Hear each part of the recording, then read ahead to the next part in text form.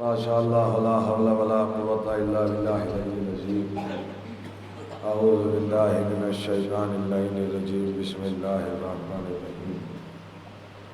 الحمد لله الذي من شرح صدورنا بمحبة رسوله المصطفى خاتم النبيين فطهر قلوبنا بولاية وليه صالح المؤمنين سادات الخلق الأجمعين ونجوم سماء المعارف والیقین والصلاة والسلام وتحیۃ والإکرام مولا و مولا الثقلین محبوب رب المشرقین والمغربین جد الحسن والحسین ابی الزہراء و ابی القاسم اہل بیت الطیبین الطاہرین المعصومین المظلومین المنتخبین المنتجبین ولعنۃ اللہ علی اعدائهم اجمعین والغاصبین والمنافقین والکافرین والکاذبین والظالمین من یومنا ھذا الی یوم الدین. اما بعد فقد قال اللہ تبارک و تعالی فی کتابہ المبین واصدق الصادقین وقولہ الحق. بسم اللہ الرحمن الرحیم. فقد آتینا علی ابراہیم الکتاب والحکمہ وآتیناہم ملکا عظیما. صلوات محمد.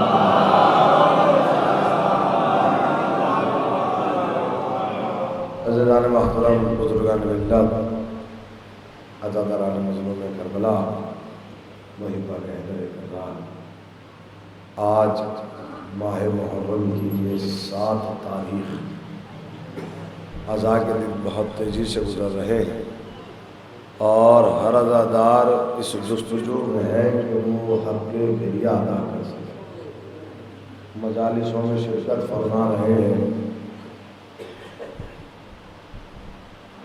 ذکر کر رہے ہیں، ذکر سن رہے ہیں، آہو سازی کر رہے ہیں، آہو رکا کر رہے ہیں. چاہتے یہ ہے کہ وہ حق حسین بن علی ادا کیا جا سکے.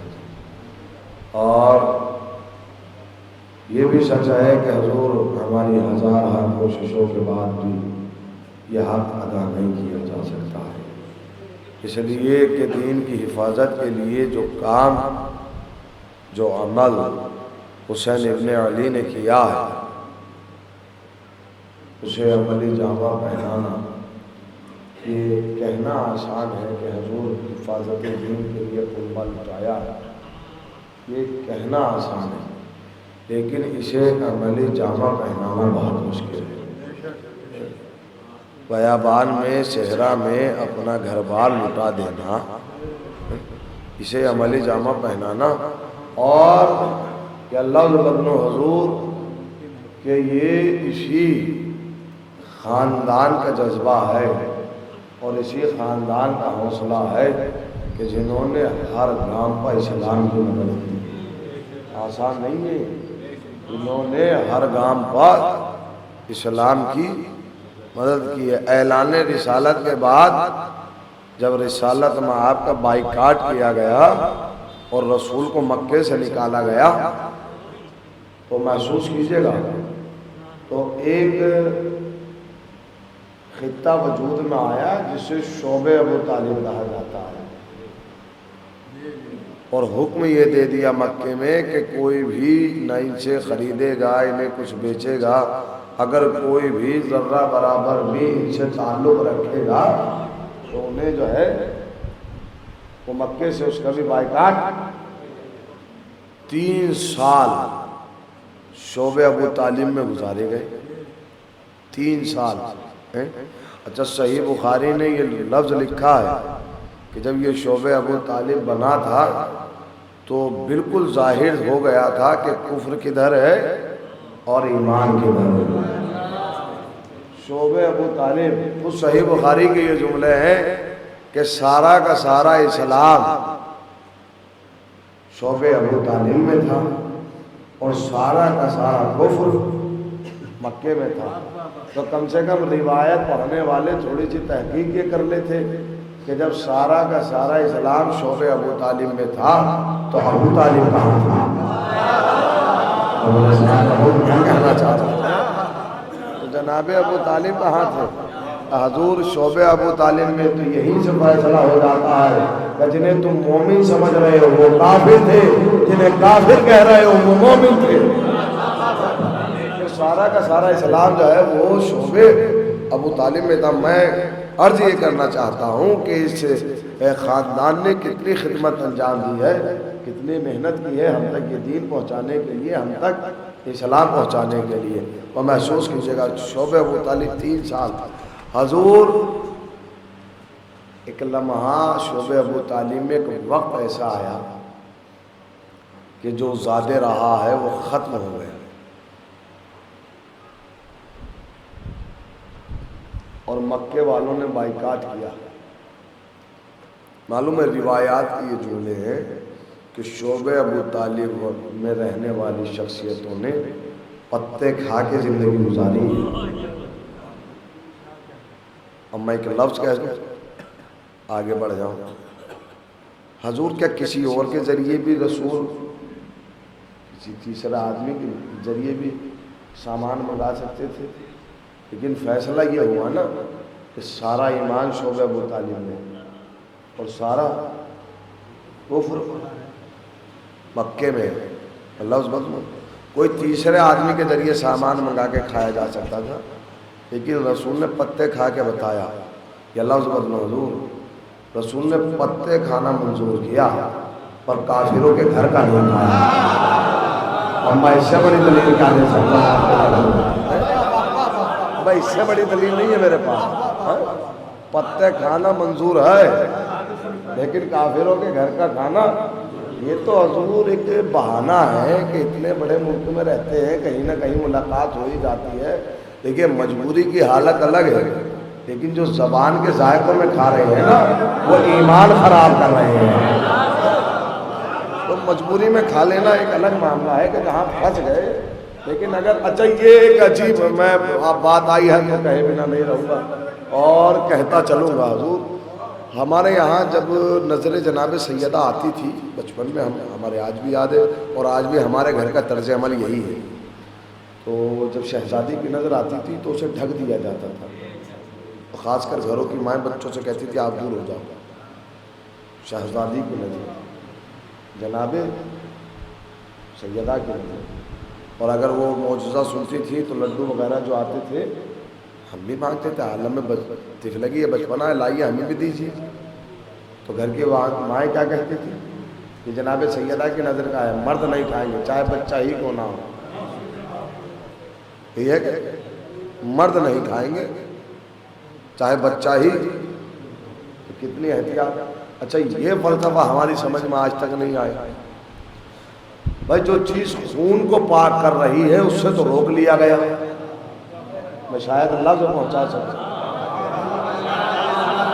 بھائی جو چیز خون کو پاک کر رہی ہے ماں نے، اس سے تو روک لیا، اور جو چیز خون کو نجس کر رہی ہے وہی خود بازار میں لے جا کے کھلایا جا رہا ہے۔ شاید یہ بات میں اگر پہنچا سکوں تو یہ فلسفہ ہے، یہ عقیدت ہے، عقیدت ہے اور کچھ نہیں ہے، عقیدت ہے۔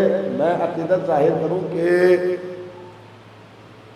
جب جناب سیدہ کے دروازے پر سائل روٹی مانگنے کے لیے آیا فقیر، تو یہ تو تاریخ گواہ ہے نا کہ ایک دن جناب سیدہ کے ہاتھوں کی ہوتی تھی اور ایک دن جناب، تو 3 دن روٹیاں ہیں، تو 3 دن میں سے یا تو 2 دن جناب سیدہ کے ہاتھوں کی ہے یا پھر ایک دن جناب سیدہ کے ہاتھوں کی ہے۔ وہ جو آنے والے تھے، وہ جو آنے والے ہیں وہ کون ہیں؟ سائل ہیں، بھوکے ہیں، پیاسے ہیں۔ تو مولا کائنات نے تو یہ نہیں کہا کہ جناب سیدہ کے ہاتھوں کی روٹیاں گھر سے باہر نہیں جائیں گی۔ میں کیا کہنا چاہ رہا ہوں، میرے ساتھ رہے گا، میں کبھی کہا نہیں کہا تھا، یعنی یہ تو خون کی، اگر تمہارا عقیدہ ہے کہ نظر معصومین خون کی طہارت کرتی ہے تو اپنے بچوں کو کھلاؤ، اور نہیں ہے تو مت کھلاؤ، اس لیے کہ وہ عمل کرنا بھی نہیں چاہیے جس کی معرفت حاصل نہ ہو۔ تو حضور اس قبیلے نے، اس خاندان نے بہت مشقتیں کی، محنت کی اور ہم تک یہ دین پہنچایا ہے۔ امام جناب ابو طالب کے بعد اس کے محافظ بنے مولائے کائنات، وہ کہ جسے مدد کے لیے مانگا گیا ہے۔ حفاظت ایسی کہ جہاں تلوار کی ضرورت آئی وہاں تلوار اٹھائی ہے، اور جہاں خاموشی کی ضرورت آئی ہے وہاں، اور پھر اس دین کے محافظ بنے ہیں مولائے کائنات کے بڑے بیٹے امام حسن۔ توجہ کی جگہ صلوات امام بھی ہے اور محافظ محسنان اسلام۔ توجہ، ایک جگہ ملتی ہے، ایک جنگ ملتی ہے کہ جہاں امام حسن نے تلوار اٹھائی ہے۔ بہت کم ایسا ہوا ہے کہ امام نے جنگیں لڑی ہیں، موجود رہے لیکن تلوار اٹھانے کا موقع ایک جگہ ہے کہ جہاں امام نے اپنی تلوار کا ہنر دکھایا ہے، اور وہ کوئی اور جنگ نہیں، وہ جنگ ہے جنگ جمل، کہ جہاں امام نے تلوار اٹھا کر ایک وار کیا ہے اور ناکے کے پاؤں اور طلحہ اور زبیر نے اپنا کانہ لگا لیا۔ دیکھیے بہت تفصیل میں تو نہیں جانا، لیکن امام حسن کی صلحہ نے زمانے پر قبضہ کیا، صلحہ نے زمانے پر قبضہ کیا۔ امام حسن ایک روز اپنی بستی سے مدینے سے گزر کر رہے تھے کاروبار زندگی کے لیے۔ مدینے کے باہر ایک یہودی کا باغ تھا۔ امام نے جب اس کی طرف سفر اختیار کیا تو یہودی باہر آیا، فرمایا ادھر کیوں آ رہے ہیں؟ کہ کاروبار زندگی کے لیے۔ کہ کس کے بیٹے ہو؟ کہ علی کے۔ کون علی؟ ابو طالب کا لال۔ کہ اچھا وہ علی جو بڑے بڑے دعوے کرتے تھے؟ تو امام حسن نے فرمایا، مسکرائے اور کہا وہ کون سا دعویٰ ہے جو میرے بابا کے لیے بڑا تھا؟ سناٹے میں گئے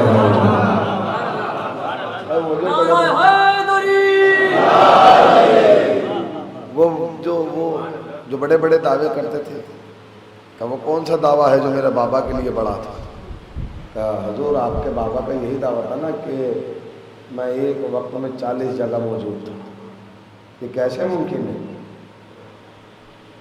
کیسے ممکن ہے کہ ایک شخص ایک وقت میں 40 جگہ موجود ہو؟ امام حسن نے فرمایا کہ یہ کوئی بڑا دعویٰ نہیں ہے، یہ تو میرے بابا کی سب سے ادنا فضیلت ہے۔ تو توجہ، اس نے کہا آپ بھی اپنے بابا کی زبان بولتے ہیں؟ کہا ہم ہی اپنے بابا کی زبان بولتے ہیں۔ شاید یہ لفظ پہنچ جائے ہم ہی اپنے بابا کی زبان، کہ یہ کوئی بڑی فضیلت نہیں ہے، کہ یہ بڑی فضیلت ہی نہیں ہے کہ حضور ایک وقت میں 40 جگہ۔ امام نے کہا میرے قریب آیا، اپنا ہاتھ اس کی پیشانی پہ رکھا، کہا آنکھیں بند۔ آنکھیں بند کی، امام نے ہاتھ اٹھایا، کہا آنکھیں کھول۔ اب جو اس نے آنکھیں کھولی تو جتنی دور تک نظر جاتی تھی حسن ہی حسن نظر آتے تھے۔ بہت سناٹے میں آپ میرے ساتھ رہے خدا کے بعد، جتنی دور تک نگاہ جاتی تھی حسن ہی حسن نظر آتے تھے۔ کہ اپنے دائیں جانب دیکھ، دائیں دیکھا تو حسن ہی حسن، بائیں دیکھا تو حسن ہی حسن، پیچھے دیکھا تو حسن ہی حسن۔ کہا کہ مولا میں سمجھ گیا یہ آپ کے بابا کی ادنا سی فضیلت تھی۔ امام نے فرمایا ابھی دیکھا ہی کیا ہے، ذرا آسمانوں کی طرف دیکھ، اللہ نے حجابوں کو ہٹایا، جتنی دور تک دیکھا حسن ہی حسن نظر آیا۔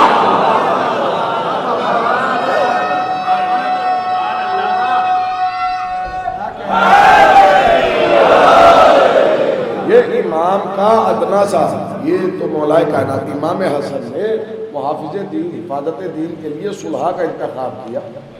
مسئلہ ہے زمانہ ہے فقیر شام کا، جب تک مولائے کائنات باحیات رہے امام حسن نے کوئی خطبہ نہیں دیا۔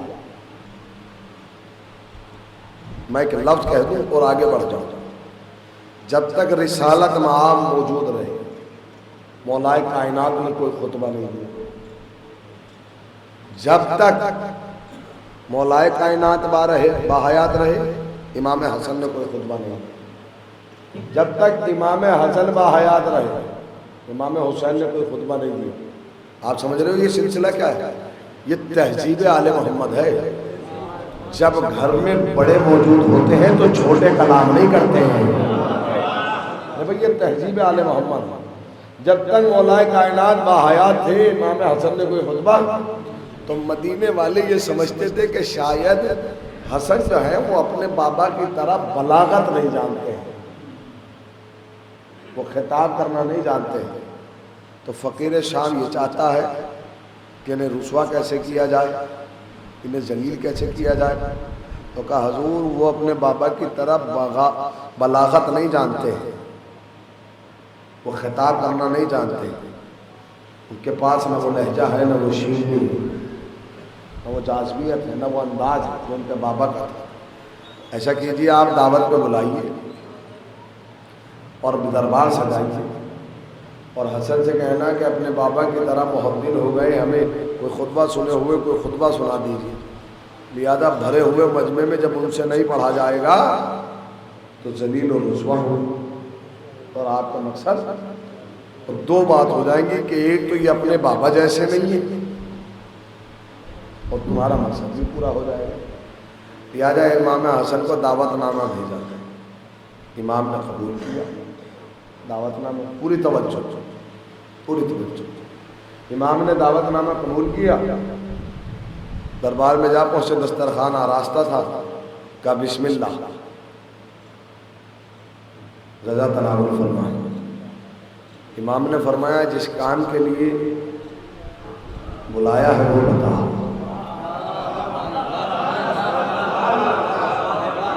بھائی اگر یہ جملہ بھی رائے گا، دیکھیں میرے جسم کی طاقت ساتھ دے یا نہ دے، آپ کی سماعتیں اگر ساتھ دے رہی ہیں تو مجھ میں پڑھنے کا حوصلہ ہے۔ کب وہ کام بتا، کب پہلے کھانا تو کھا لیجئے، پہلے کچھ کھا تو لیجئے۔ امام نے مسکرا کے فرمایا جس کے دسترخوان پہ سارا مدینہ کھاتا ہو تو تیرے دسترخوان پہ کیا کھائے گا؟ جس کے دسترخوان پر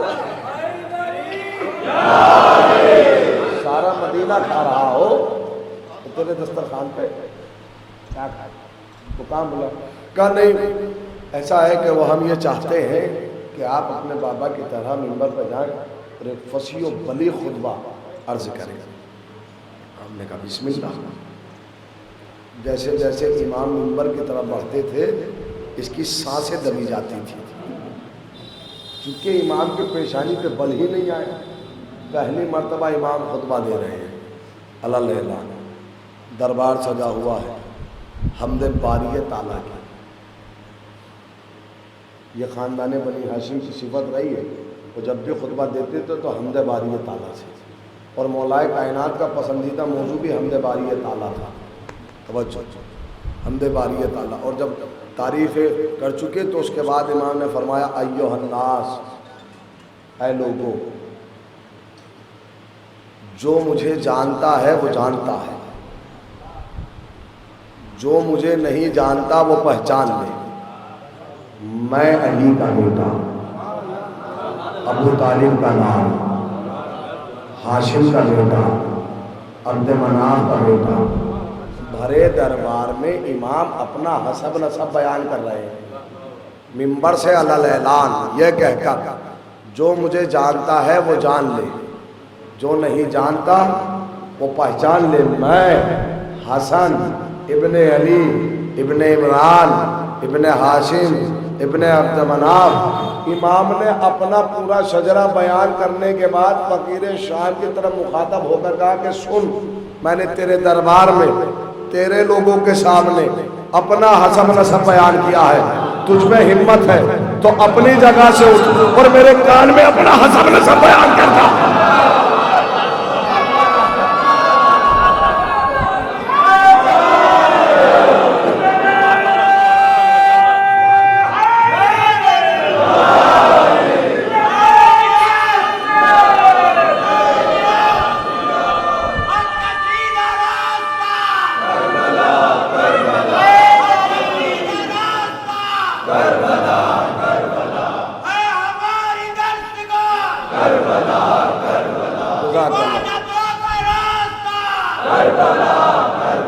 شہادتوں کا راستہ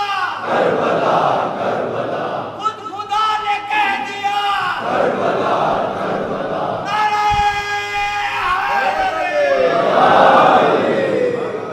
یعنی جو رسوا کرنا چاہتا تھا امام چاہتے ہی ہیں کہ تم ہمیں رسوا کرنا چاہتے ہو، تم میں ہمت ہے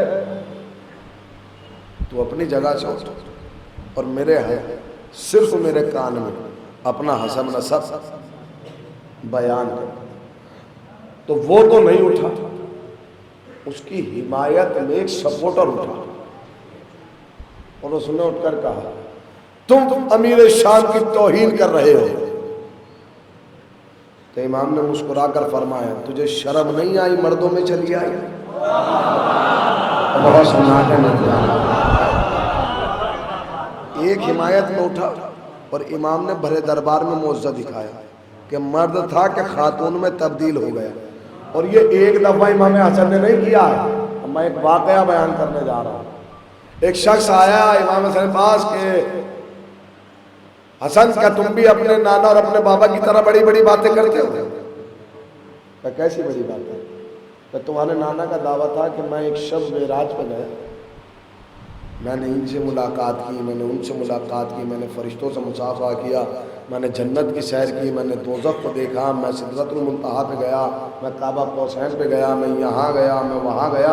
اتنے سارے معجزات، اتنے سارے واقعات کہ جیسے ایک صدی گزار دی ہو۔ ایک رات میں یہ کیسے ممکن ہے کہ اتنی بڑی زندگی رسول نے ایک رات میں گزار دی؟ امام حسن نے فرمایا کہ جا گھر جا، تجھے جواب مل جائے گا۔ یہ اٹھا اور چل دیا، مطمئن اور یقین والے ان پر اتنا ہے دشمنوں کو بھی کہ جانتے ہیں کہ اگر یہ کہا ہے کہ گھر جا جواب مل جائے گا تو گھر جا کر ہی جواب ملے گا، لہذا یہ کہیں نہ رکا راستے میں اور سیدھا۔ بیوی نے جب یہ گھر میں داخل ہوا تو بیوی نے بے شک سے کہا کہ حضور کھانا تیار ہے، کیا کیا جائے؟ کہ لگا دیا جائے، میں ہاتھ اور منہ دھو لیتا ہوں۔ اب اس نے ہاتھ اور منہ دھونے کے لیے چلو میں جو پانی لیا اور چہرے پہ جو پانی ڈالا، اب جو ہاتھ ہٹایا تو نہ تو وہ کنواں ہے، نہ وہ گھر ہے، نہ وہ گلیاں ہیں، نہ وہ زوجہ ہے، نہ میرے بچے ہیں، اور حتی الامکان روایت کے یہی جملے ہیں کہ اب یہ مرد بھی نہیں رہا۔ جو یہ جگہ میں جس مسجد تک لا رہا ہوا تو اس کی جنسیت بدل گئی، یہ خاتون صحرا میں بھٹکتا رہا ہے، یہ لفظ کہہ دوں کہ صحرا میں بھٹکتی رہی، ادھر ادھر اس نے ڈھونڈنے کی کوشش کی، کوئی راستہ۔ ایک سال گزر گیا حضور، ایک سال کوئی راستہ نہیں لیجیے۔ پھر ان کی ملاقات ایک مرد سے ہوئی، عقد ہوئے اور اس سے 2 بچے ہوئے، اور وہ بچے روایات کے مطابق جڑوا بچے، وہ بچے روایات کے مطابق جب 18 سال کے ہو گئے تو ایک روز یہی منظر واپس آیا۔ بچوں نے آ کر کہا، یہ گھر میں کام کر رہی تھی، بچوں نے آ کر کہا کہ اماں بھوک لگی ہے، کہ ٹھیک ہے میں ہاتھ منہ دھو کر آپ کو کھانا دے دیتی ہوں۔ ہاتھ منہ دھویا، چہرے پہ پانی ڈالا، اب جو ہاتھ ہٹایا تو وہی کنواں ہے، وہی گھر ہے، زوجہ سامنے کھڑی ہے۔ تڑپ گیا زوجہ کو دیکھ کر، بھاگ کے گلے لگا لیا، رونے لگا۔ تو زوجہ نے پوچھا کیا ہوا، خیریت تو ہے؟ کہ تجھے نہیں معلوم اتنے سال میں تجھ سے جدا رہا؟ زوجہ نے کہا پاگل ہو گئے، ابھی تو گئے تھے، قربان جاؤں میں آپ کی سماعتوں میں، ابھی تو گئے تھے، پاگل ہو گئے، ابھی تو گئے تھے، روٹیاں تازی ہیں، گرم ہیں، ابھی تو ان کی حرارت باقی ہے۔ کہ نہیں، میں اتنے سال زندگی گزار کے آیا ہوں، وہ بتاتا نہیں ہے کہ میرے ساتھ کیا کیا ہوا ہے۔ دوڑا ہوا آیا حسن کے ساتھ اور حسن کے پیروں میں پڑ گیا کہ مولا میں سمجھ گیا کہ ایک لمحے میں لمبی زندگی کیسے گزرتی ہے۔ امام نے مسکرا کے فرمایا تجھے بھی سب سمجھ میں آیا جب تو 2 بچوں کا باپ اور 2 بچوں کی ماں بن کے آ گیا۔ ایک سلوات ہے جو محبت والے محبت کو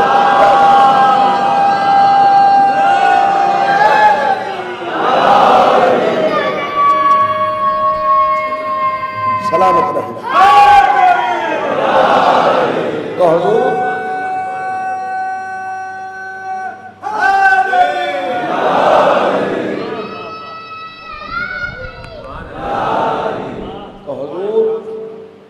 یہ وہ ہیں جنہوں نے حفاظت دی۔ امام حسن کی یہ تاریخ گواہ ہے حضور، جتنے معجزات بہت معجزات امام حسن سے مانتے ہیں، اور سب سے بڑا معجزہ امام حسن کا اور سب سے بڑا کام جو ہے وہ ہے دسترخوان،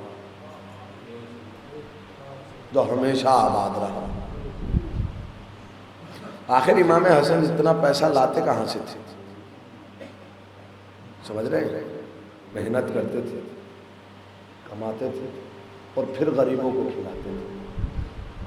محنت کرتے تھے، کماتے تھے اور پھر غریبوں کو، اور صرف یہ اعلان نہیں ہوتا تھا کہ جتنے غربا ہیں دسترخوان پہ آ جائیں تاکہ ان کے ضمیر کو ٹھیس نہ لگے، اعلان باقاعدہ یہ ہوتا تھا کہ یہ دسترخوان ہمیشہ آباد ہے اور پورے مدینے کو دعوت ہے ہمیشہ کے لیے، وہ جب چاہے آئے اور جب چاہے آ جائے، چاہے اس میں امیر آ جائے تاکہ غریبوں کی غیرت کو ٹھیس نہ لگے، کہیں کچھ ایسے غریب بھوکے نہ رہ جائیں کہ وہ خجالت کے ماتحت نہ آ سکے۔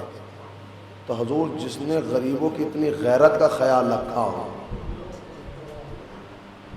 جس نے یہ گوارا نہ کیا ہو کہ کوئی بھوکا سو جائے۔ مولا کائنات نے اپنے دور حکومت میں کہا تھا کہ اگر کوئی شخص میری حکومت میں بھوکا سویا ہو تو محشر میں میرا گریبان پکڑ لینا۔ رات کے سناٹے میں روٹیاں بانٹنے کا مطلب کیا ہے؟ اور یہ ان کی انکساری ہے اس خون کی کہ پوچھنے والا اگر یہ پوچھ بھی رہا ہے کہ بھائی آپ ہیں کون جو روز میرے لیے جزا کا اہتمام کر لیتے ہیں، لیکن نابینا شخص ہے، تو امام یہ نہیں کہہ رہے کہ میں علی، بچے کہہ رہے ہیں بھائی کیا کرو گے پوچھ کے، کہ نہیں مجھے بتاؤ تو صحیح۔ تو امام فرماتے ہیں بس اتنا یاد رکھنا کہ غریب غریب کے پاس بیٹھا ہے، کہ غریب کہ یہ اس خاندان کی انکساری نہیں، سخی اتنے ہیں کہ اسلام کے لیے اپنا سب کچھ قربان کر دیا۔ آج 7 محرم ہے، 7 محرم الحرام اور منسوب ہے حسن کے یتیم سے، شہزادہ قاسم سے۔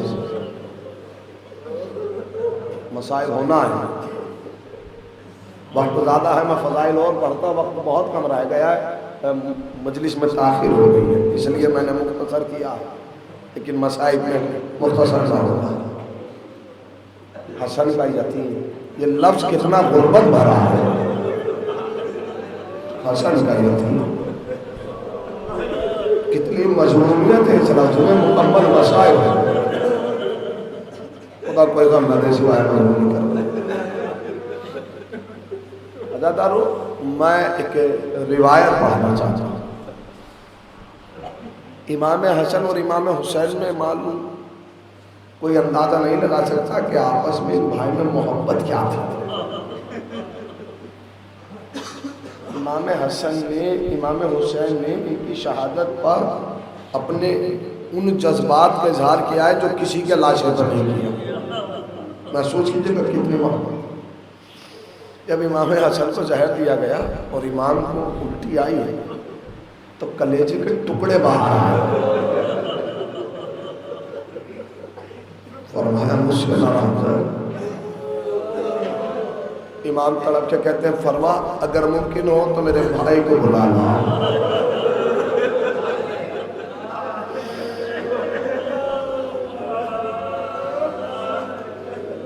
جزاک اللہ، خدا کوئی غم نہ دے سوائے فرما ممکن ہو تو میرے بھائی یا میری بہن زینب، تو کہا بھی میرا قاسم بہت چھوٹا ہے، میں اسے کیسے بتاؤں کہ تمہارے باپ کا آخری وقت ہے، جاؤ اپنے چچا کو پہلے ہلاؤ، جاؤ اپنے۔ امام کہہ رہے ہیں کہ میں ابھی میرا بچہ بہت چھوٹا ہے، میں کیسے یہ خبر دوں اسے کہ تمہارے باپ کا آخری وقت ہے، جاؤ پھوپھی کو بلا لاؤ۔ امام فرماتے ہیں کہ فرما بتانے کی ضرورت نہیں ہے، ایک کام کرو۔ میں کیا کہ قاسم کا گریبان چاٹ کر دو، آستین میں پلٹ دو اور سر میں تھوڑی سی خاک ڈال دو، تو قاسم سے کہنا کہ جاؤ بی اما زینب کے دروازے پہ جانا.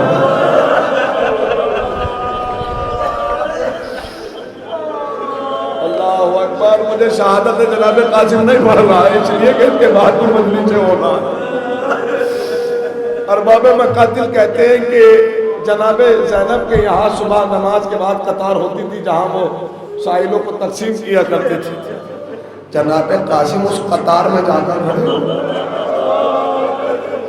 ایک ایک سائل رزق لے کے جاتا ہے, اپنا حق لے کے جاتا ہے. قاسم آگے بڑھتے جاتے ہیں. گریبان چاک ہے, آستینیں پلٹی ہوئی ہیں, سر پر خاک ہے. جب جناب قاسم دروازے جناب زینب پر آئے اور زینب کی نگاہ قاسم کے گریبان پر پڑی تو آواز دی عبداللہ میرا بھائی مارا گیا. اللہ اکبر. خدا کوئی غم نہ دے سوائے مظلوم کربلا کی. جناب زینب جناب امام حسن کے قریب آئی, امام حسین آئے.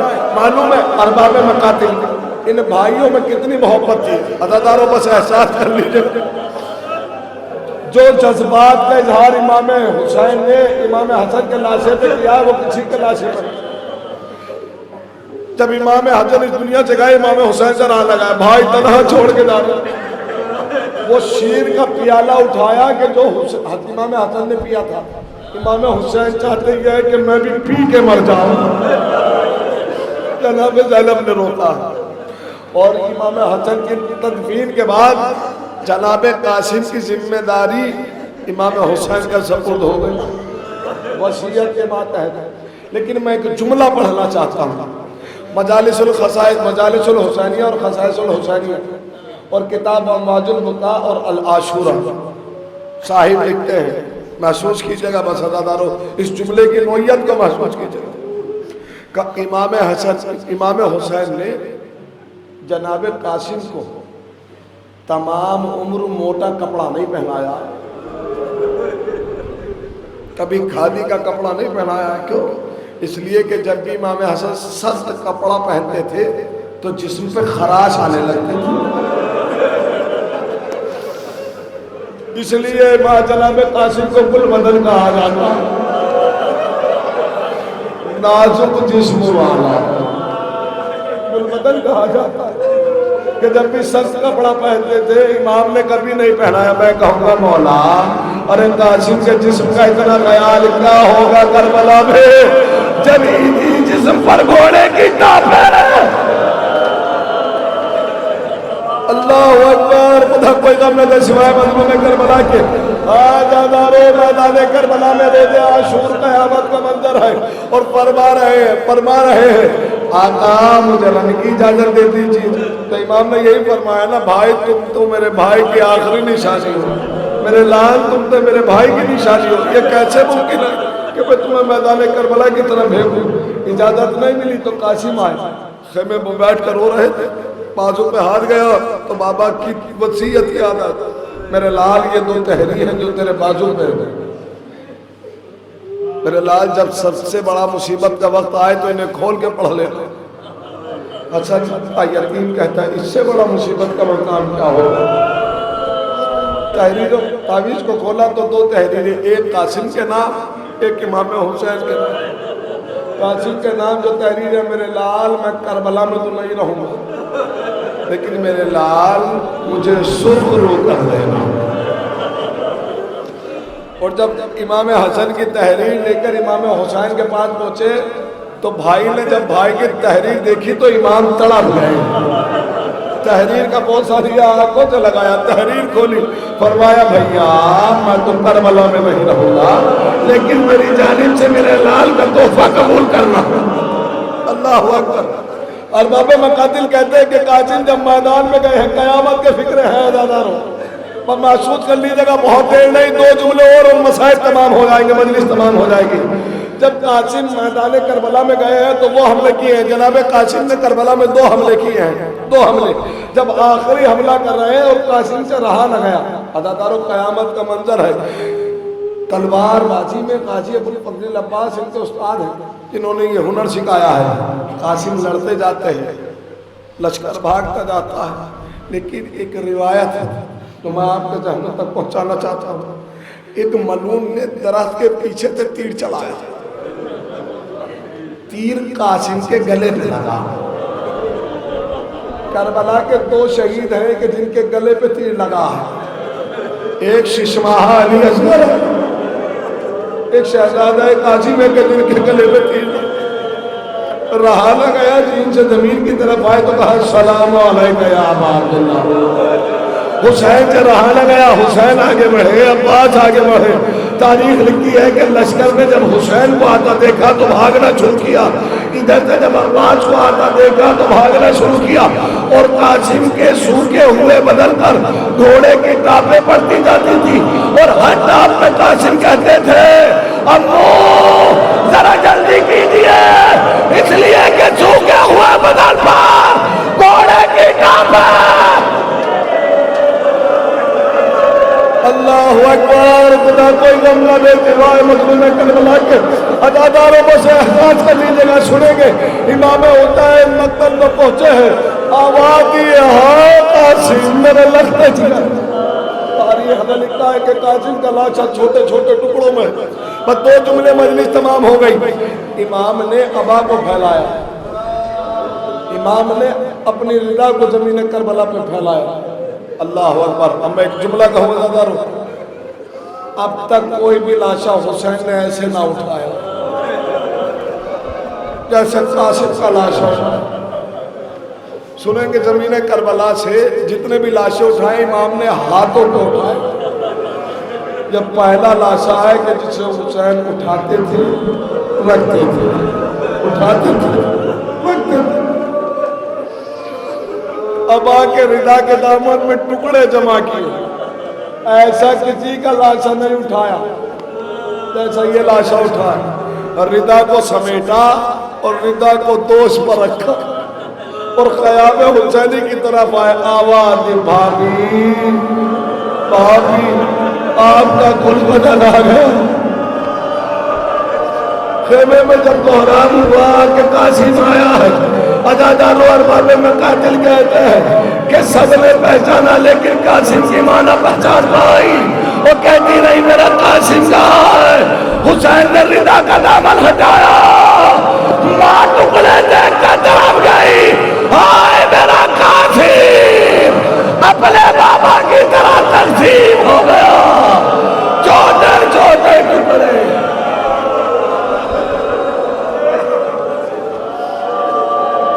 انا للہ و انا الیہ راجعون. اداداروں جب گریہ کیا کرو تو اپنے مرحومین کے لیے دعا کیا کرو, جب گریہ کیا کرو تو مریضوں کے لیے دعا کیا کرو. پروردگار عالم جو مومن و مومنات مریض ہیں ان کو شفاء کاملہ و عاجلہ عنایت فرما. پروردگار عالم جو مومن و مومنات پریشان حال ہے ان کی پریشانیوں کو دور فرما.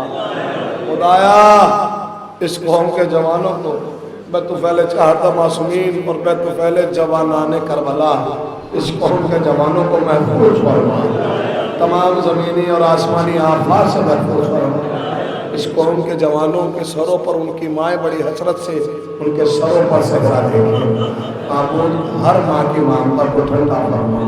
پروردگار عالم دے واسطہ محمد والے محمد کا جہاں جہاں جیان حیدر کرار ہے ان کی جان مال عزت آبرو کی حفاظت فرما.